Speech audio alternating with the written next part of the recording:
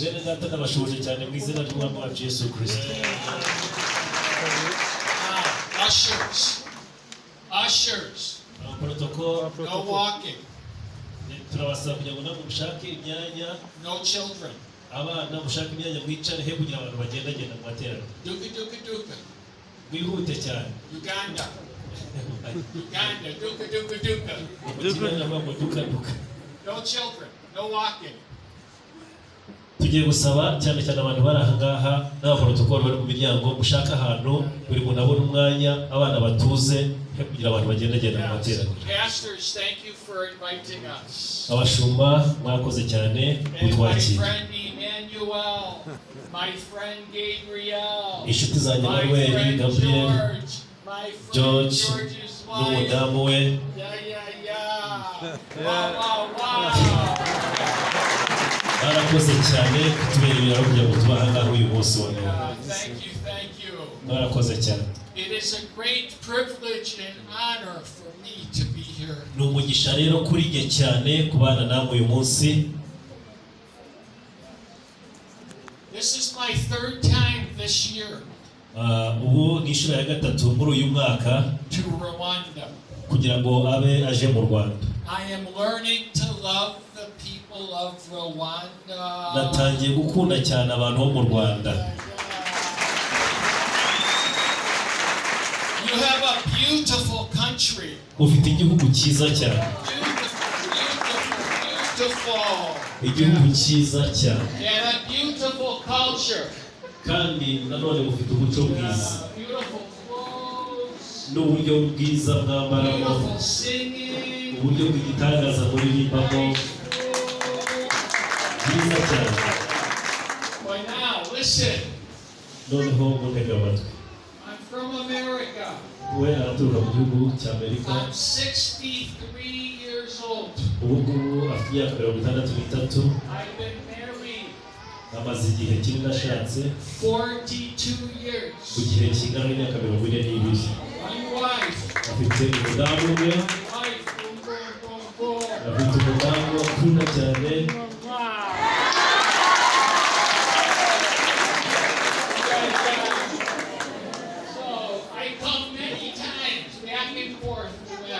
Akunda kuza muri Afurika kenshi. And it costs much money. Kandi bisaba ubushobozi bwinshi bw'amafaranga. So my wife is home. Noneho madamu agasigara mu rugo. Taking care of our house. Agasigara acunga ibyo mu rugo. Amen. So we're going to have a wonderful conference. Turizera ko tuzagira igiterane cyiza cyane. Wonderful conference. Igiterane cyiza cyane. Now me. Godfrey, come with me. We. I'm no pastor. Ntabwo ari umushumba. I'm no bishop. Ntabwo ari umubishop.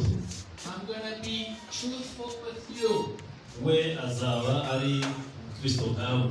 No certificate. Ntabwo azanye diplome nyinshi n'ibindi. No seminary. Ntabwo aje kwigisha no college. Oya ntabwo aje kubagaragariza amashuri yize. My wife and I work. We n'umudamu we barakora. I'm a businessman. We n'umucuruzi. I sat in the church. Yicaye mu itorero. Like you sit in the church. Ubwo nawe mwicaye mu itorero none. We have 4 children. Imana bahaye abana bane. We taught our children to go to church about Jesus. Twigishije abana bacu tubatoza kujya mu rusengero no gukunda Yesu. But when I was 45 years old, ariko we ageze imyaka 45.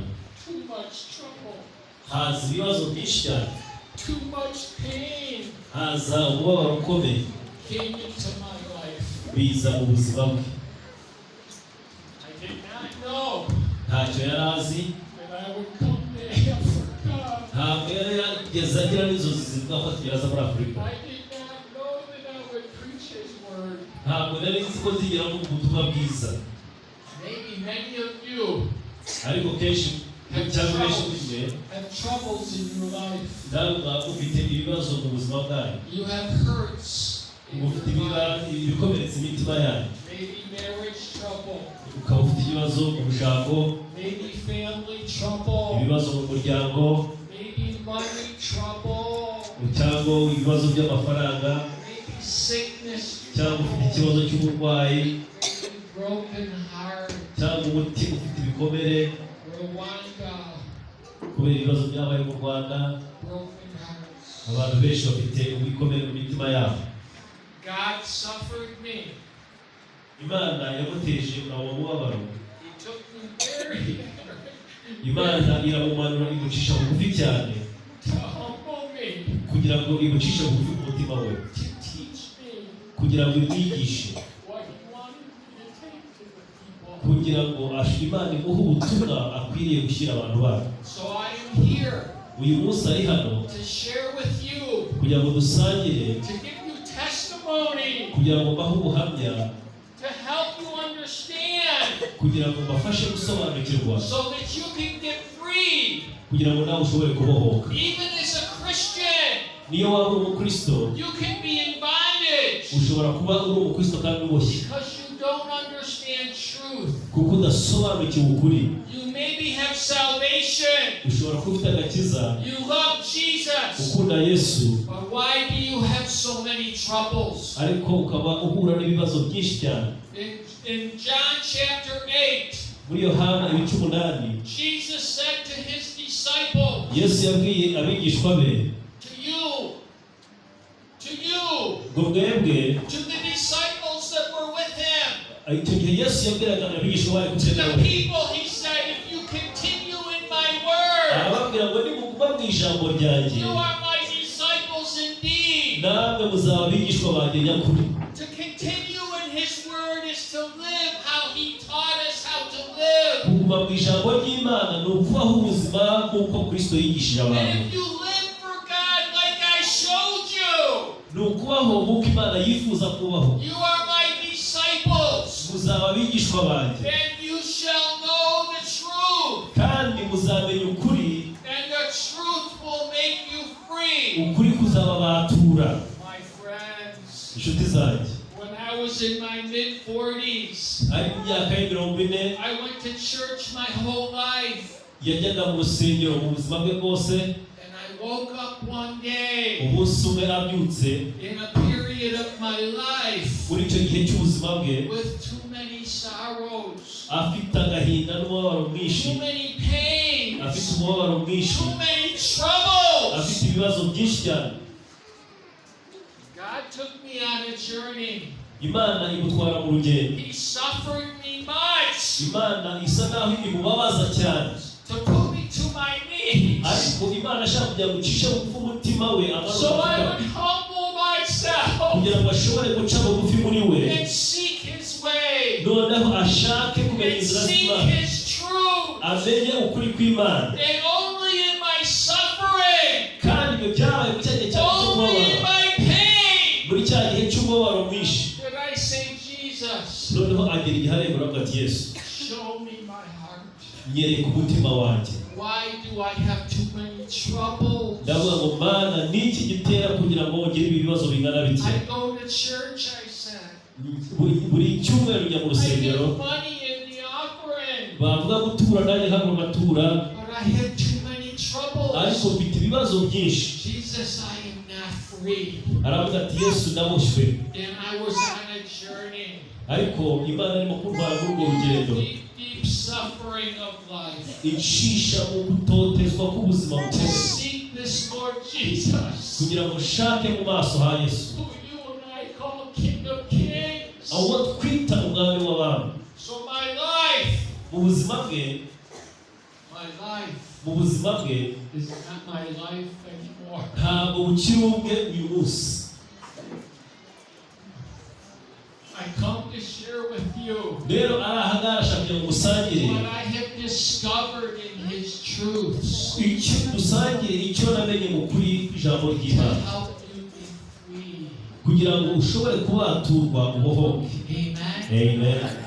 Many of you, Benshi muri twe if I ask you mbabajije and you are truthful with your heart, ukavugisha ukuri kuri mu mutima wawe, if I ask you how many need a touch from Jesus, ngo nibangahe baraha bakeneye ukuboko kw'Imana ko kubakoraho. Show me your hand. Nibangahe baraha bakumva bikeneye ukuboko kw'Imana ko kubafataho. You see. Murabibona? Elders and pastors, you see. Murabibona? I'm going to teach you some simple truths. Tugiye kwiga ukuri ariko ukuri gusa naho koroheje. Let me give you some of his teachings. Reka mbahe zimwe muri izi nyigisho. Now my way of teaching, Uburyo bwanjye nigishamo I go quick. nshobora kwihuta. I give stories. Nkavuga inkuru z'ubuzima. I give you many scriptures. Nkabaha ibyanditswe byinshi bitandukanye. If you want, you write them down. Iyo ufite agakaramu n'agakayi wakwandika. If you try to find in the Bible as I speak, Noneho wowe nyuma yako ukaza kwishakira mu you byanditswe. will miss what I speak. Kuko ugiye kureba muri Bibiliya uvumbure buri cyanditswe yagusi. Amen. Amen. You can study at home. Rero ibyo ngibyo waza kubisubiramo ukabisoma. In Proverbs chapter 3, Imigani 3. my son, forget not my law. Ngo mwana wanjye ntiwibagirwe amategeko yanjye. Let your heart keep my commandments. Reka umutima wawe ukomeze amategeko yanjye. For length of days and long life and peace shall add to you. Nibwo uzarama ukabaho imyaka myinshi cyane. Let not mercy and truth forsake thee. Ubuntu bwanjye ntibukuveho. Write them on your heart. Ubyandike ku nkingi z'umutima And you wawe. will find favor and good understanding with the God and man.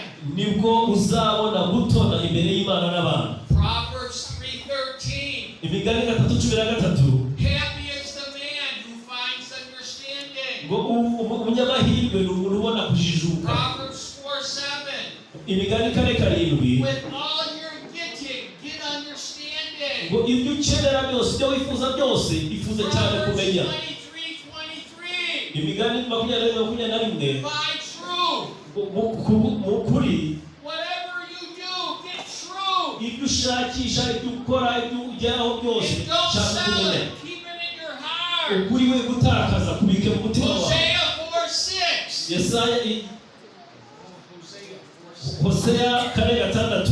My people are destroyed. Haravuga ngo abantu banjye barapfuye bararimbutse bazize kutamenya.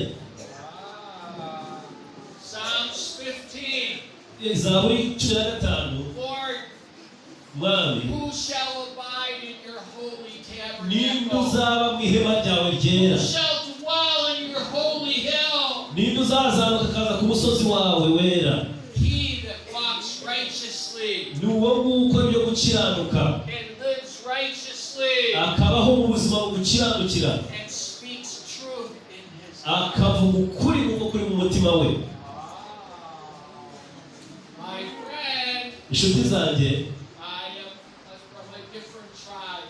we ashobora kuba ava mu bantu bavuga ururimi rutandukanye cyangwa ubwoko I butandukanye am bwacu. from a different nation. Avuye mu gihugu kitari kimwe n'icyacu, But God's food ariko ijambo ry'Imana cyangwa ibyo kurya by'umwuka is for all nations. n'ibyo kurya by'abantu bose bari ku isi God bose. has made all our hearts and spirits the same. in Kuko all Imana nations. yaduhaye umwuka umwe.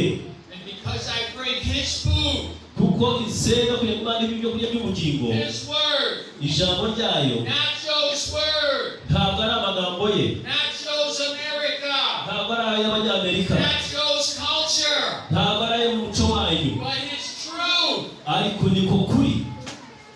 brings me to His peoples. Iryo ni ijambo rya Imana yahaye Like abantu He bose. takes you to His peoples. Uko igufatika gutuma ku bantu bayo. Philosophy is no good. Philosophy no good. Ntabwo kwiga cyane no gusoma ibitabo byinshi ari byo byiza cyane. Opinions are no good. Ibitekerezo byacu si byo byiza cyane. Man's words are no good. Amagambo y'abantu si ibitangaza. They will not set the people free. Amagambo y'abantu ntashobora kubatura abantu bababohore. Too many people are preaching fancy. Abantu benshi barimo kuhagarara bakavuga ubutumwa ariko bavuga ubutumwa bupfuye. But they don't speak God's truth. Kubera ko batavuga ukuri kw'ijambo ry'Imana kuko And it will not make you free. ayo magambo rero ntashobora kubatura. They speak fancy words. Bavuga amagambo yo gukabya bakubwira bati duha amafaranga yawe Imana Get your ikuye breakthrough. Get your breakthrough. nibwo nutanga amafaranga menshi nibwo Imana izakubohora And you umugisha give your money. ugatanga amafaranga yawe Ain't no breakthrough. ariko ugategereza kuzabona impinduka bikabura. I've traveled through 12 nations in Africa. Amaze gusura ibihugu 12 muri Afurika. I am tiny. We ni muto cyane. I am nobody. Ntawe ari we. But I had discovered some of the mysteries of the kingdom of God. Ariko Imana hari ibanga yamuhishuriye by'ubwami bw'Imana. Jesus said you can know the mystery. Kuko ijambo ry'Imana tuvuga Imana izaduhishura ibihishwe And byayo. the mystery Iyo ibyo bihishwe by'Imana is the power ni izo mbaraga z'ijambo of ry'Imana. His word. Imbaraga z'ijambo ry'Imana. Not man's words.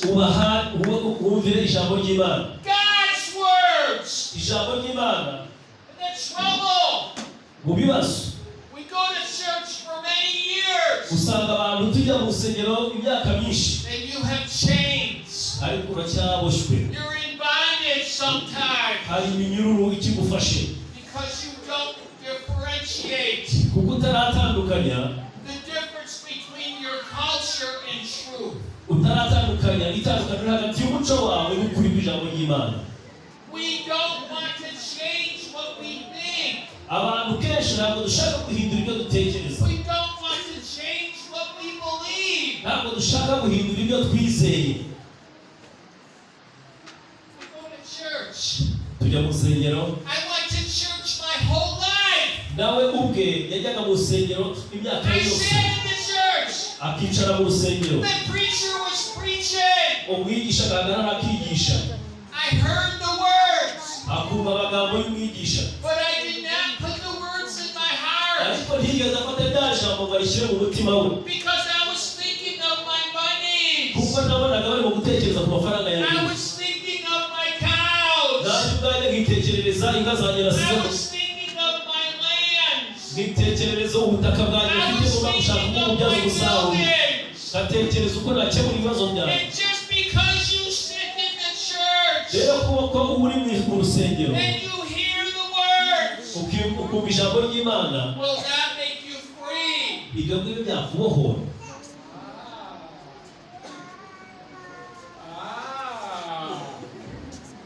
My friends, Inshuti zanjye,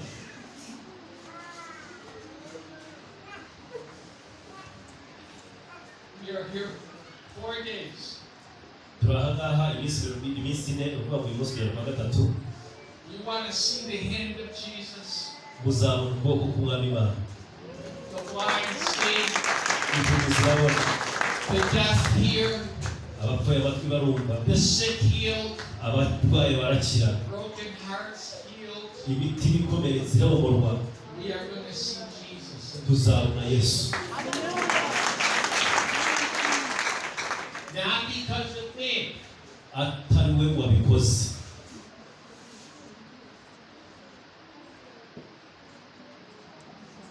because of His word. bikorwa n'ijambo ry'Imana. Me, I'm a farmer. We ni umuhinzi, Here with you, hano ari kumwe natwe uyu munsi, I'm going to be a farmer. nanjye nzaba meze nk'umuhinzi. My job with you, Iminsi tuzamarana umurimo afite ni nk'umuhinzi, I'm going to be a farmer. nawe azaba umuhinzi. I'm going to dig. Agiye gutangira umurima we, atangire guhinga, I'm digging. atangire guhinga, I'm digging. atangire guhinga. Our hearts Imitima yacu are a garden for God. ni umurima w'Imana. This is soil. Rero iriya mitima yacu imeze nk'itaka. And if God can get His word in your soil, Rero noneho iyo ijambo ry'Imana ritewe muri bwa butaka, but first, mbere na mbere, I'm going to dig. ariko mbere y'uko ugera n'imbuto ugomba kubanza So guhinga. you open your heart. Namwe mukingure imitima My yanyu. friends of Rwanda, Inshuti zanjye zo mu Rwanda, I am not here to take your money. ntabwo yaje hano kugira ngo muhe udufaranga twayo. I am not going to take one money. Ntabwo azasaba n'igishinga kimwe. You keep your money. Aho uyabika, You help the church. ufite urusengero, You help the poor. ufasha abakene, But I'm not going to trick you. ariko ntabwo uzaza ngo bashyiremo utuntu I'm tw'udukoryo, here to serve you. ahubwo ndahari kugira ngo I'm going to bakorere. share with you what God taught me Ngiye gusangira namwe icyo Imana yampaye, to get free in your hearts. mubyakirane umutima ukunda. Amen. Amen. Amen. How many need a touch? Ni bande bumva bagikeneye How many are gufashwa ready n'Imana? for a touch from Jesus? Bakeneye ukuboko kwa Yesu kugira ngo bakorere. When I'm done teaching today, Uyu munsi ibyo turi bwige, we're going to go to worship. ntabwo tujye kuramya, We're going to repent. ahubwo tugiye gutangira ku ntambwe ya mbere yo kwihana. And we're going to go to worship. Noneho twinjire mu mwanya wo kuramya. No fancy music. Ntabwo ari bya kwa gucuranga kwihuse cyane. I don't want to hear how fancy music. Oya, ntabwo tugiye gukoresha ya miziki yihuse cyane. I don't want to hear happy, happy, happy, happy. Ntabwo tugiye gukoresha ibinejeje bituma abantu bose bashiduka. If the worship team Iyo abaririmbyi can help us go to worship, bagiye kutuyobora mu kuramya Imana, that will bring the presence of the Lord. twakuramya Imana kuri kumanure kubaho k'Uwiteka hagati yacu. That people will give the church money. Aho ngaho niho umwuka w'Imana ashobora guhata abantu bakazana n'amafaranga bakora n'ibindi. I don't like some of the worship I'm hearing in the churches. Ntabwo we akunda kuramya no guhimbaza akunda kubona mu nsengero nyinshi. Happy, happy, happy, happy. Ibintu bisa n'aho ari ukunezeza abantu bumva bafana bo Go to a football game. aho ngaho niba ukeneye jya muri stade. America. Muri Amerika Happy, happy, happy. bakunda ibyo bintu binejeje rwose, But no worship. ariko nta kuramya kw'imitima yabo, And they don't see the hand of Jesus. bituma ibintu byabo bisanzwe badashobora kubona ukuboko kw'Imana. We have young people Dufite abantu bato for our worship. bari mu kuramya no guhimbaza, And they have too much of the world in their hearts. bafite amagambo y'Umwami Imana menshi mu mitima yabo. Are you getting? Muranyumva? Am I too tough? Nshobora kugaragara nk'aho nshaririye, I'm a messenger. ariko jyewe ndi intumwa. I'm here one time Ahari uyu munsi for a few days. kumara igihe gito cyane, iminsi Then I mike, go to a new people. akajya ahandi. I have to get to you what I know in my hearts into your hearts. Icyo nifuza cyane ni ukugira ngo mbahe icyo mfite mu mutima wanjye gikibirwe mu mitima yanjye. The church needs to be more holy, Itorero rikeneye gukiranuka cyane, not more like the world. ntabwo bakeneye gusa n'isi. Elders, pastors, Abashumba, you guard the flock. murinde umukumbi. Amen. Amen. You want to get free. Urashaka kubohoka? We need to become more holy. Tugomba guharanira gukiranuka cyane, We serve a holy God. kuko dukorana n'Imana yera. You have troubles Ufite abakuba, because there's too much of the tradition in your hearts. bishobora guterwa n'uko uri mu kamenyero Too k'icyo much usanga of the culture of the world in your hearts. ufite byinshi bikundikira umutima wawe, And you cannot see it. kandi ntabwo amaso yawe arakirwa ngo abibone. My friends, Inshuti zanjye, when I go to Uganda, iyo ari mu gihugu cy'Ubugande, they think they have the best food. bibwira ko aribo bantu bazi guteka ibiryo byiza cyane, They have matoke. bagateka ibitoki Matoke, matoke, matoke. igihe cyose, ibitoki. In the morning, lunch, and dinner, Mu every day. gitondo, ku manywa, nijoro, Matoke, matoke. ibitoki. They think matoke is the best food. Uko batekereza ko ibyo kurya bibaho bizima ari byiza n'ibitoki. We don't like matoke. Wowe ntabwo akora ibitoki. America, Muri Amerika we don't know matoke. ntabwo tuzi icyitwa ibitoki. Hey! And then I come to Rwanda, Aho yateye intambwe yaza mu Rwanda, and you have your foods. namwe mufite ubwoko bw'ibyo kurya byanyu And mukunda. you think your foods are the greatest. ntabwo atesa kuri kujya kufita ibyo byiza cyane kuruta ibihande hose.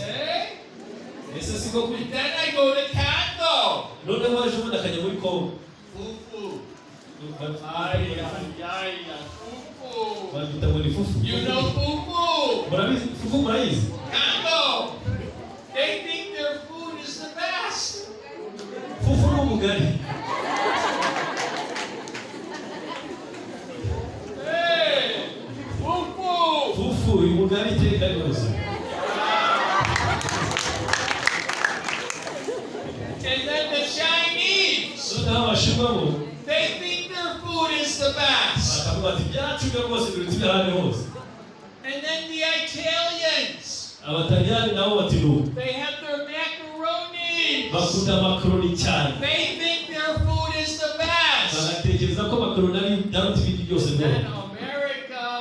Ariko iwabo muri Amerika I think my food is the nawe best. akavuga ati ibyo wacu reka n'ahandi wabibona. You see, my friends, Rero nshuti zanjye what we grow up with ibyo dukurana aho dukurira is what we know, nibyo tumenya and it's what we think is the best. kandi akaba ariyo dutekereza ko biruta iby'ahandi hose. We also think our way of living is the best. Noneho tugatekereza ko ubuzima tubaho uko aho twakuriye tuguma ariho heza Because cyane it's what hose. your grandpa and your mama taught you. Watekereza sogokuru na nyogokuru bagukoraho uri akana gato.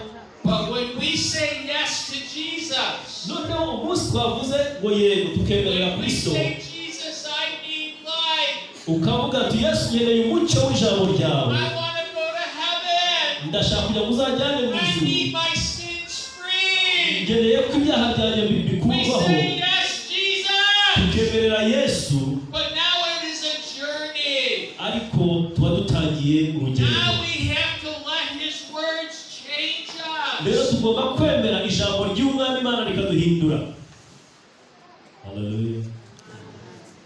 But many times Ariko kenshi we say yes, Jesus. turavuga ngo Yesu turakwemereye, But we do not let the power of His words ariko ntitwemerere imbaraga z'ijambo ry'Imana change our hearts, ngo rihindure imitima yacu, change our beliefs. rihindure imitekerereze yacu.